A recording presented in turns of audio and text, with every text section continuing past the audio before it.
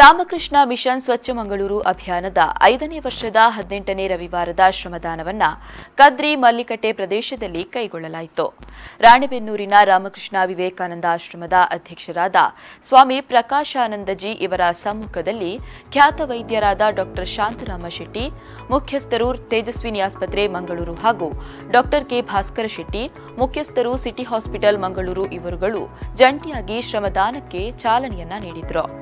ಅಭಿಯಾನದ ಸಂಚಾಲಕ ಸ್ವಾಮಿ ಏಕಗಮ್ಯಾನಂದಜಿ ಮಾರ್ಗದರ್ಶನದಲ್ಲಿ ಮೊದಲು ಸ್ವಚ್ಛತೆಗೆ ಯೋಜನೆಯನ್ನ ರೂಪಿಸಿಕೊಳ್ಳಲಾಯಿತು.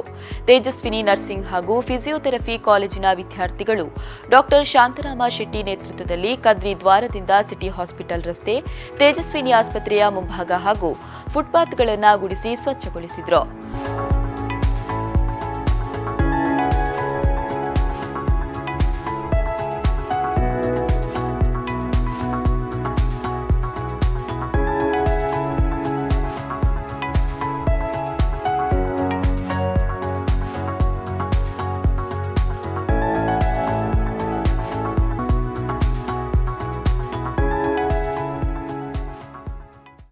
ಐಐಎಂ ವೈದ್ಯರುಗಳು ಕದ್ರಿ ವೃತ್ತದತ್ತ ಶಿವಭಾಗ ತೆರಳುವ ಮಾರ್ಗಗಳನ್ನು ಶುಚಿಗೊಳಿಸಿದರು. ಸಿಟಿ ಆಸ್ಪತ್ರೆ ಫಿಸಿಯೋಥೆರಪಿ ಕಾಲೇಜಿನ ವಿದ್ಯಾರ್ಥಿಗಳು ವಿಠಲದಾಸ್ ಪ್ರಭು ಮಾರ್ಗದರ್ಶನದಲ್ಲಿ ಕದ್ರಿ ದೇವಸ್ಥಾನದತ್ತ ಹೋಗುವ ರಸ್ತೆಯನ್ನ ಸ್ವಚ್ಛಗೊಳಿಸಿದರು.